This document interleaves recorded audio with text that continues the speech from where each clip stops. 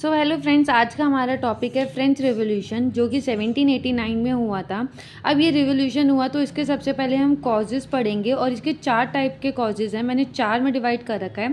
First cause है social cause. तो social cause में ये बताया है कि फ्रेंच सोसाइटी जो है 3 पार्ट्स में डिवाइडेड थी, clergy, nobility and common people. जो फर्स्ट जो स्टेट थे ना, क्लर्गी एंड नोबेलिटी, इनको तो प्रिविलेज थी, मतलब इनको चीज़ें प्रोवाइड की जाती थी, लेकिन जो कॉमन पीपल थे उन्हें प्रोवाइड नहीं की जाती थी। सेकेंड कॉज था पॉलिटिकल कॉज। तो इसमें एब्सोल्यूट मोनार्की थी, वो भी किसकी, लुईस 16 की। इसकी बहुत ज़्यादा, मतलब इसका ही तानाशाही चलती थी। Then no political right, common people को कोई भी पॉलिटिकल राइट नहीं था। थर्ड कॉज जो मेन है इकोनॉमिक कॉज। तो इसमें क्या था, बहुत ज़्यादा टैक्सेस, जो कॉमन पीपल है जिनको कोई प्रिविलेज नहीं थी, इन पे बहुत ज़्यादा टैक्सेस थे। And national treasury empty due to war, और जो नेशनल ट्रेजरी मतलब जो खजाना था वो भी वॉर के चक्कर में ख़त्म होता जा रहा था। And rising food prices and famine, अब जो फूड के प्राइजेज हैं वो बढ़ रहे थे डे बाय डे, जिसकी वजह से भूखमरी भी आ रही थी। लास्ट है इंटेलेक्चुअल कॉज। तो इंटेलेक्चुअल कॉज क्या था, थिंकर्स लाइक रूसो, मॉन्स्ट्री, Voltaire spread ideas of equality and liberty. मतलब ये लोग जो थे, जो नाम बताए गए हैं, ये चाहते थे कि क्या हो, रिवोल्यूशनरी आए, मतलब ये इक्वालिटी प्रोवाइड हो।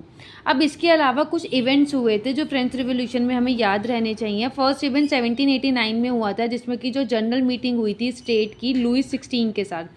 फिर उसके बाद नेशनल असेंबली फॉर्म की गई थी, थर्ड स्टेट, जो कि कॉमन पीपल की थी।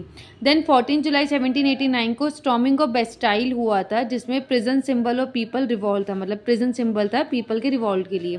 फिर declaration of right of man and citizen adopted, मतलब लोगों ने अपने राइट के लिए डिक्लेरेशन मांगी थी एंड फ्रीडम इक्वालिटी के लिए मांगी थी।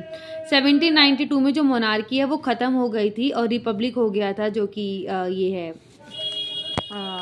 फ्रेंच है। उसके बाद क्या हुआ था, 1793 में जो किंग लुईस 16 है एंड क्वीन मैरिस एंटोली एग्जीक्यूटेड, मतलब इन दोनों को बाहर निकाल दिया गया था। 1793 में जो है रीजन ऑफ टेरर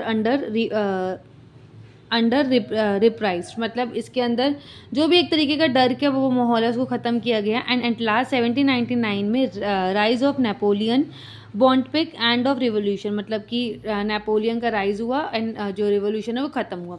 अगर आप बेसिकली लर्न करने का तरीका देखो तो सबसे पहले ये मीटिंग हुई, फिर असेंबली बनी, फिर उसके बाद मतलब सिंबल तैयार हुआ, डिक्लेरेशन मांगी गई, मोनार्की ख़त्म हुई, फिर जो ये किंग है इन्हें बाहर निकाला गया, फिर टेरर ख़त्म हुआ, फिर नेपोलियन का हुआ। तो एक तरीके से सीरीज वाइज है, बस हमें इसके क्या नाम है, डेट्स याद करनी। आई होप आपको समझ आया होगा।